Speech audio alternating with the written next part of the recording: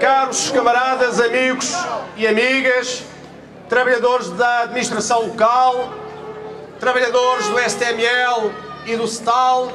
os sindicatos da CGTP, que mais uma vez estão aqui a demonstrar na rua e em Lisboa a sua grande proximidade aos anseios e necessidades dos trabalhadores da administração local, e o facto de hoje estarmos aqui milhares de trabalhadores desta administração local a demonstrar ao Governo que neste momento está reunido que os trabalhadores não abdicam das 35 horas e estão disponíveis para fazer tudo, nomeadamente a intensificação da luta, até que o seu objetivo seja concretizado.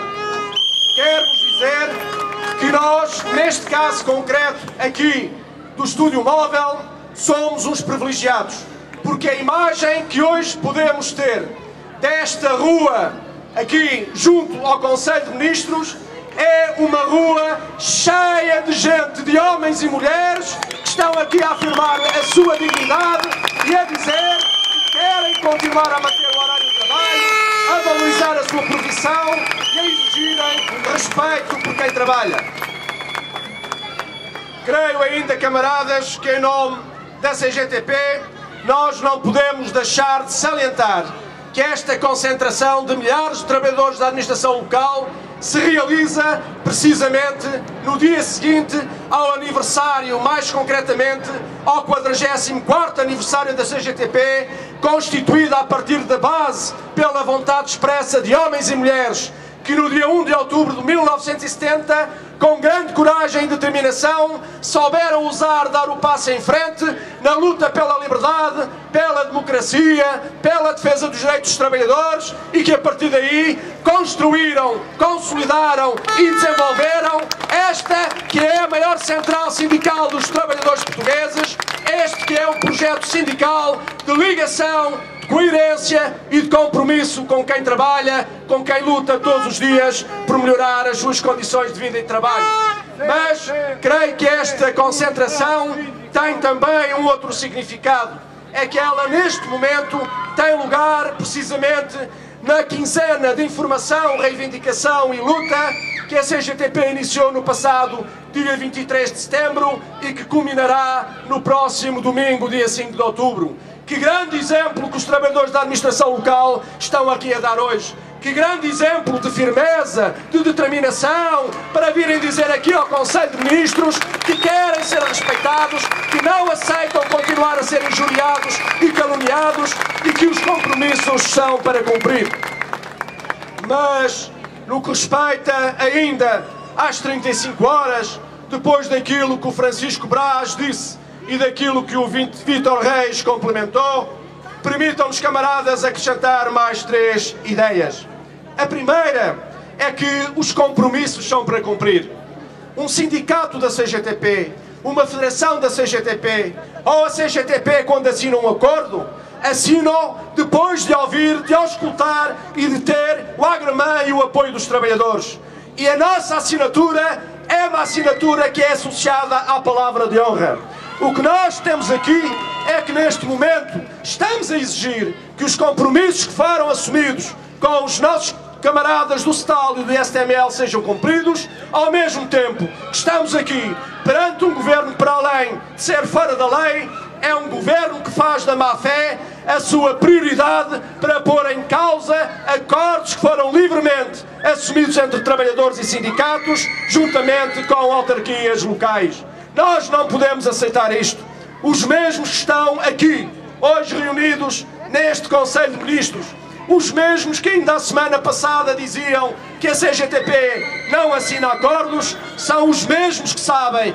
que a CGTP assinará, como assinou, vários acordos e que esses acordos têm conteúdos positivos. O que é problemático, o que é lamentável e o que nós não podemos aceitar é que os acordos que são celebrados entre os nossos sindicatos, a CGTP e outras entidades, quando não interessa ao Governo, para eles já não é para ser cumpridos. Aquilo que nós estamos aqui a dizer, camaradas, é que os acordos têm de ter conteúdos, e o grande problema que este governo do PSD e CDS tem é que os acordos assinados pelo STAL e pelos STML continuam a assegurar as 35 horas, sem as adaptabilidades e sem os bancos de horas que eles queriam impor, chamaram os seus aliados para assinar e que nós impusamos. Aqui está também, mais uma vez, a diferença entre aquilo que é o nosso projeto sindical e a diferença entre aquilo que são outros que se dizem representar sindicatos de trabalhadores, mas vão assinar aquilo que os patrões, e neste caso concreto os governos, defendem. A segunda ideia que gostaríamos aqui de acrescentar é aquela que tem a ver com a autonomia. Ora, não é verdade então que as autarquias têm autonomia para decidir politicamente e administrativamente a gestão das suas regiões? Então, se tem esta autonomia política e administrativa para dirigir as regiões, como é que se pode justificar que este governo agora venha dizer que as autarquias não têm autonomia para gerir os seus recursos humanos e para acertar com os sindicatos horários de trabalho e outras condições de trabalho que não só respondam às necessidades e anseios dos seus trabalhadores, como acima de tudo garantam a prestação e a qualidade dos serviços públicos? Como já percebemos, mais cedo se apanha um mentiroso que um coxo. Porque a grande verdade é que esta gente, desde o princípio que alterou a lei, estava com o objetivo de aumentar o horário de trabalho. E ao aumentar o horário de trabalho, o que eles queriam já não era só manter o roubo dos salários a que vocês têm sido sujeitos nos últimos anos, manter o roubo da não evolução das carreiras profissionais a que vocês têm sido sujeitos nos últimos anos, e de introduzir inclusive novos roubos, nomeadamente a redução de feriados, a redução do número de dias de férias e outras coisas tais. É por isso mesmo, camaradas, que nós estamos aqui para dizer que eles que agora estão a sair em carros de alta cilindrada merecem uma grande vaia, a vaia que vocês neste momento estão a transmitir.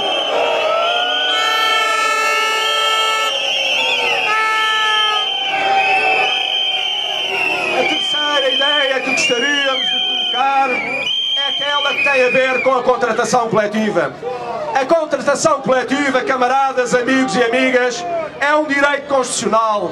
É algo que nós, o movimento sindical, a Intersindical Nacional, conquistou, fruto da intervenção dos trabalhadores e particularmente dos dirigentes e ativistas sindicais, ainda antes do 25 de Abril. Nós não podemos permitir que 40 anos depois do 25 de Abril tenhamos um governo que ponha em causa a contratação coletiva e, mais do que isso, que faça legislação sistemática, quer para a administração pública, quer para o setor privado, no sentido de a fragilizar, de a destruir e substituir a contratação coletiva pela relação individual de trabalho. Nós sabemos o que é que eles pretendem. Eles pretendem aumentar a exploração, pretendem generalizar o empobrecimento, pretendem acentuar as desigualdades, mas eles também sabem que os homens e mulheres que aqui estão, e muitos outros, intervalo para uma nova vaia.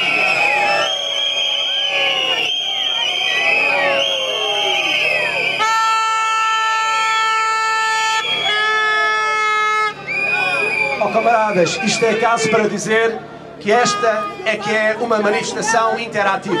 Nós falamos e vocês assobiam os membros do governo.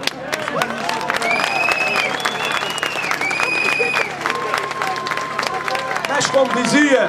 em relação à contratação coletiva, nós jamais, em tempo algum, iremos permitir que ela seja questionada. Porque, meus amigos e minhas amigas, a contratação coletiva é um instrumento de harmonização social do progresso,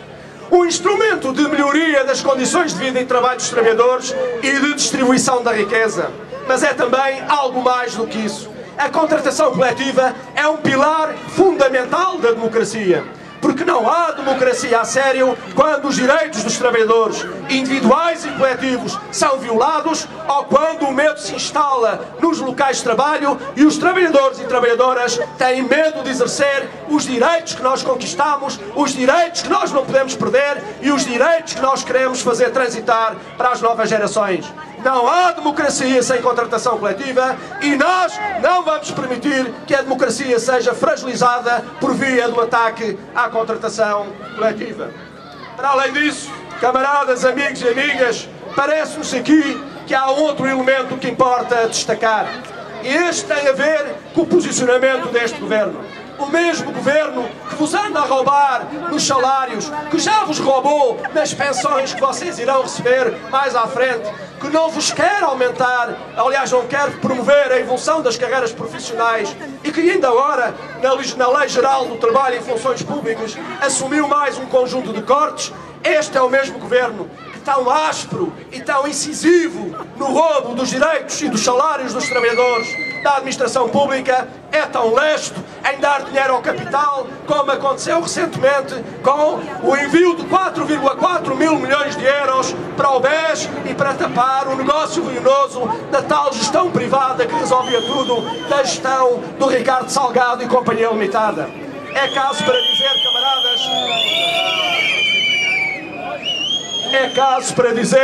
que também aqui nós não só vamos continuar a denunciar esta situação, como também vamos continuar a reafirmar a todo o tempo e em todos os dias que, por mais maningâncias que tentem fazer, por mais tentativas que vão fazer no sentido de transferir para o erário público os compromissos e o pagamento do dinheiro que enterraram, nomeadamente no BES, agora denominado Novo Banco, que a CGTP jamais aceitará em algum momento que sejam os trabalhadores, sejam da administração local, da administração central ou do setor privado, a pagar pela vigarice e a pagar pelo roubo de Ricardo Salgados e de outros que fizeram aos trabalhadores e também ao país.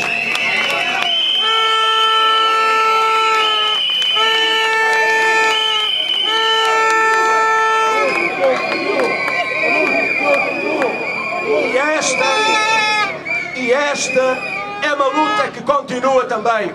Continua pela valorização das vossas profissões. Continua pela exigência da evolução das vossas carreiras profissionais. Continua pela exigência do aumento dos salários. E não é com a reposição que eles agora anunciam de 20% que vão esconder o roubo que continuam a manter de 80%. O roubo é tão grande e de tal dimensão quando nos tiram 100 ou quando nos tiram 80, porque o roubo está lá e nós não aceitamos que nos roubem, porque os salários que nos roubaram não só não ajudaram a alterar a situação do país e a melhorar a sua situação económica, como pior do que isso, os salários que vos roubaram acabaram por acentuar as desigualdades e as injustiças sociais. Nós não aceitamos que os trabalhadores como vós, que todos os dias dão o seu melhor para melhorar também a qualidade do serviço público que prestam à população,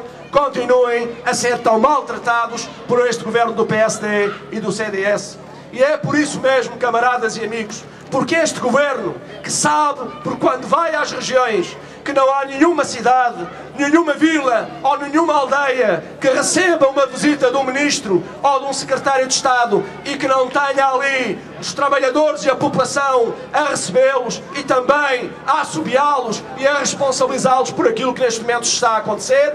Eles sabem, camaradas, que quando vão às populações, sabem que quando vão às regiões, seja do litoral, seja do interior, o que eles sentem e o que eles ouvem é que hoje, mais do que nunca, as populações estão com a luta dos trabalhadores da administração local, as populações estão ao vosso lado nas reivindicações que vocês reclamam e apresentam, as populações estão a apoiar a luta dos trabalhadores em geral. E é esta aliança que hoje, mais do que nunca, é determinante para atingirmos os nossos objetivos. Objetivos que passam também por acabarmos com o escândalo que se verifica há uns anos a esta parte, que são o dos chamados emprego e inserção. Nós não podemos aceitar que milhares de desempregados estejam duplamente a ser explorados e a ocupar postos de trabalho permanentes na administração central e na administração local, a receberem menos do que o pouco já recebem os trabalhadores que são efetivos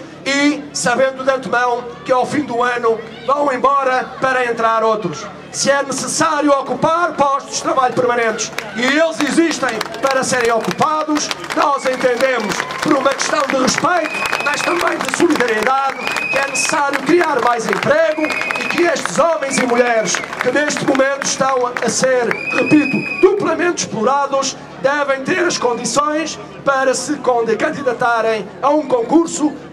esse que permita que estes homens e mulheres ocupem esses postos de trabalho permanentes e assim nós possamos dar resposta, uma melhor resposta à qualidade dos serviços que prestamos às populações. Daqui a nossa solidariedade para com estes desempregados. Daqui o nosso compromisso de não os esquecermos e continuarmos, juntamente com todos os outros, que hoje, sendo efetivos, são tão explorados como eles e sabem que a unidade e a solidariedade vão ser determinantes para atingirmos os objetivos a que nos propomos. Queremos ainda informar aqui hoje e a todos vós que a CGTP apresentou já há alguns meses uma exposição ao Provedor de Justiça para resolver este problema. E é bom que o Provedor de Justiça resolva quanto antes este problema, nomeadamente através da informação, que na nossa opinião não pode ser outra para o Governo, de que o Governo deve respeitar a lei e deve passar estes trabalhadores a efetivos. Por último, camaradas, amigos e amigas, transmitir-vos que, tal como o Brás e o Vítor aqui já referenciaram, esta é uma luta de todos os dias. Nós sabemos que vocês têm sido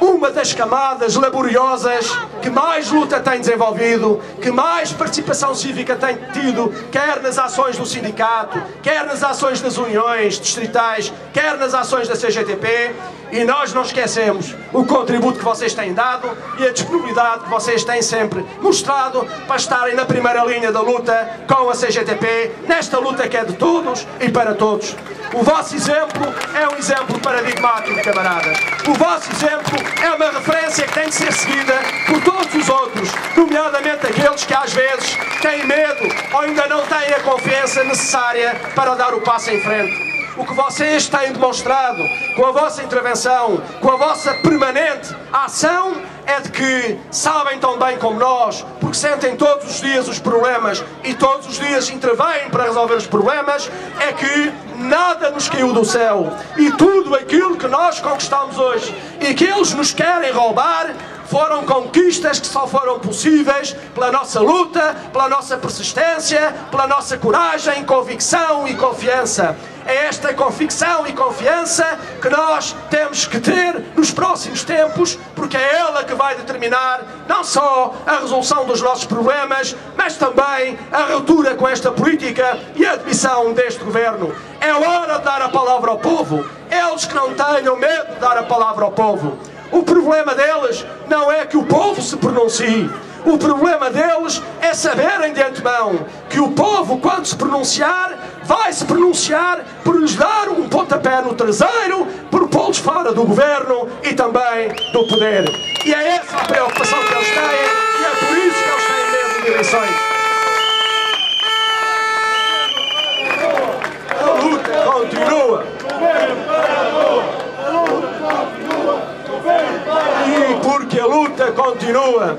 e este governo tem de ir para a rua, porque quanto mais depressa for para a rua, mais depressa nós resolvemos o problema das 35 horas e muitos outros problemas com que nos confrontamos, então é caso para dizer, se eles têm que ir para a rua, nós temos que fazer mais uma forcinha. E a forcinha passa por novas ações de luta que naturalmente o Brás e o Vítor já aqui indiciaram e que em breve serão anunciadas. O apelo que vos fazemos, camaradas e amigos, é que isto está numa fase em que eles já perceberam que não têm muito mais tempo para estar no poder. É verdade que sabem que, estando pouco tempo, ou tendo pouco tempo para fazerem as malfeitorias que ainda precisam de fazer, as terão que fazer o mais depressa possível. Mas também têm a consciência que, do outro lado, do nosso lado, está uma mola humana que não agacha, uma mola humana que não se resigna, uma mola humana que todos os dias está disponível a lutar pela valorização do trabalho e a dignificação dos trabalhadores, pelo emprego com direitos, por melhores salários, por melhores horários, porque as 35 horas são um elemento estruturante também da conciliação entre a vida pessoal, familiar e profissional. E não nos venham com histórias da parentalidade para dizer que estão preocupados com a baixa natalidade, para dizer que estão preocupados com a baixa natalidade, quando ao fim e ao cabo são eles os responsáveis de hoje os nossos jovens não terem filhos. Sim, porque camaradas e amigos, os nossos jovens hoje não têm filhos. Não é porque não queiram, é porque não podem. Porque o que eles são, porque o que eles têm, neste caso concreto, é um vínculo precário que é permanentemente instável e que não lhes dá a segurança para organizar a sua vida. São baixos salários, mas é também uma pressão monumental sobre os rendimentos do trabalho que decorre dos impostos que nos esmagam todos os dias e que inclusive asfixiam a economia. Pois é, camaradas, o emprego e o horário de trabalho, sim, mais emprego, melhores salários e 35 horas de trabalho são elementos estruturantes a par da melhoria dos serviços públicos, nomeadamente de creche, para que os nossos jovens possam criar condições para ter estabilidade, para terem segurança e para organizar a sua vida. E isto, amigos e amigas, não é um problema dos outros, porque cada um de nós, se mais velhos ou mais jovens, sabemos que na nossa família os nossos filhos hoje confrontam-se com um conjunto de problemas que muito têm a ver com aquilo que agora acabámos de referir. Portanto, a solidariedade intergeracional entre trabalhadores de todas as gerações. Intervalo para mais uma vaia.